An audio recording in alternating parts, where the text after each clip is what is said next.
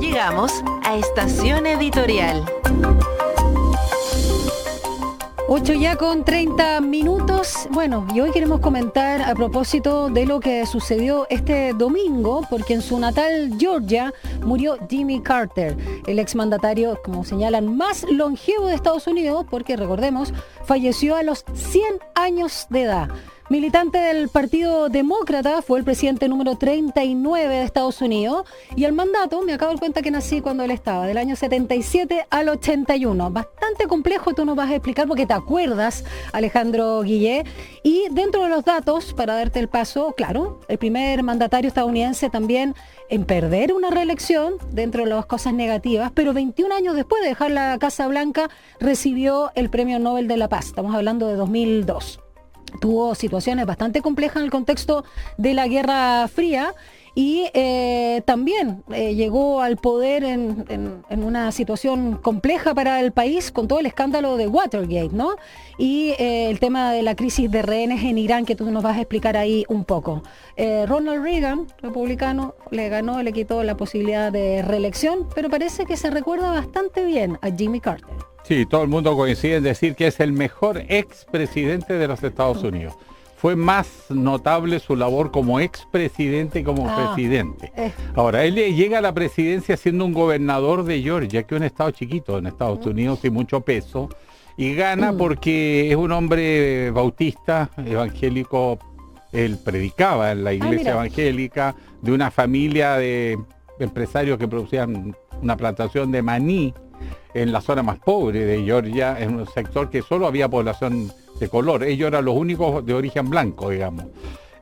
Pero él logró tener esa capacidad de transversalidad, entenderse con todo el mundo, una vida tranquila, una sonrisa amable. Dicen que era. Fue como un bálsamo para un Estados Unidos golpeado por la derrota de la guerra de Vietnam, porque eso fue derrota. Claro. Segundo, por el escándalo de Watergate, la caída de Nixon, pero también la caída de su vicepresidente.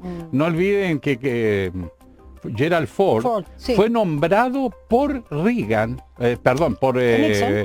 Nixon como vicepresidente a la caída de Spiro Agnew. Entonces ya el presidente no había sido electo por voto popular. En esa condición de desmoralización en Estados Unidos se vio como algo fresco, novedoso, y eso le dio una opción que nadie esperaba, ni su mamá. Cuando le dijo voy a ser candidato, ¿a qué, mijito? ¿Te fijas? Pues nadie le daba ni una. Y ganó. Ganó estrecho, pero ganó. Ahora, se tiene la imagen de que su gobierno fue muy defensor de derechos humanos. Acá en Chile, cuando lo nombraron, fue tragedia en la dictadura por el discurso, porque incluso en los debates con Gerald Ford había mencionado Chile como un ejemplo de violación de derechos humanos y condenando a su oponente de no haber condenado el golpe y todo lo que vino después.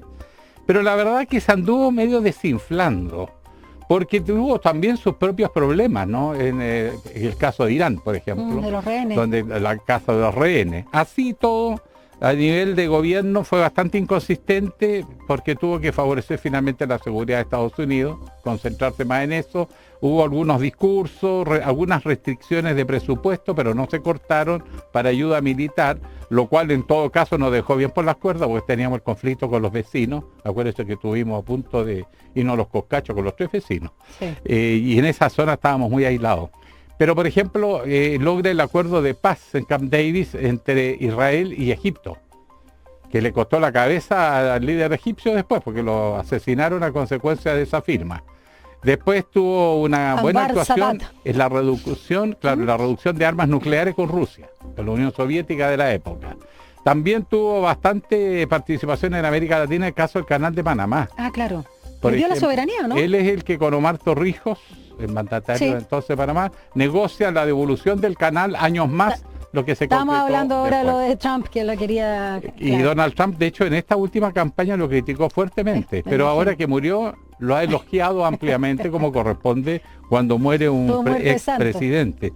Así que ganó, bueno, tanto fue su labor después de la guerra que significa gobernar un país como Estados Unidos, entre paréntesis no declaró la guerra a nadie.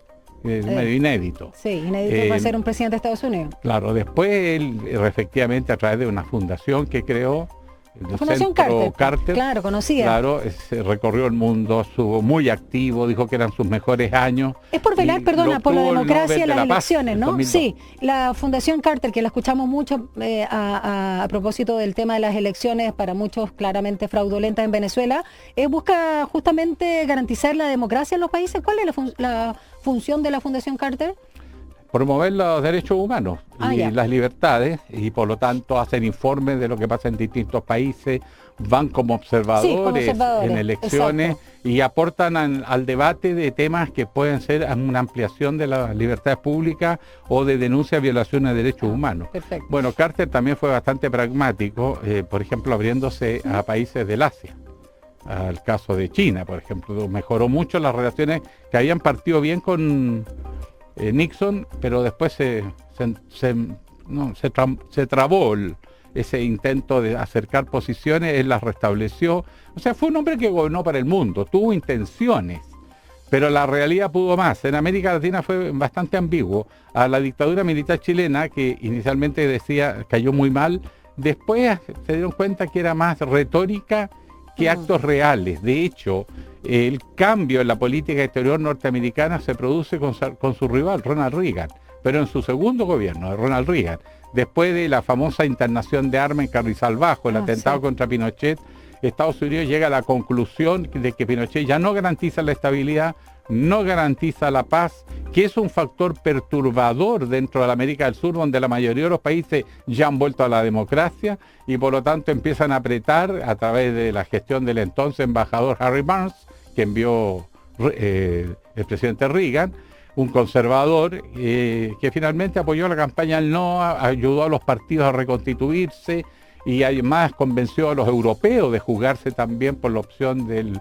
no a Pinochet, y eso le dio visibilidad a la oposición y la posibilidad de hacer campaña contra el no. Pero lo curioso, es Reagan, no es Carter. No es Carter. Bueno, así que murió. Esa es la noticia. Y ganó el Nobel de la Paz. Exactamente. Un buen hombre. Parece que sí. Pero tampoco es lo que algunos ya están construyendo.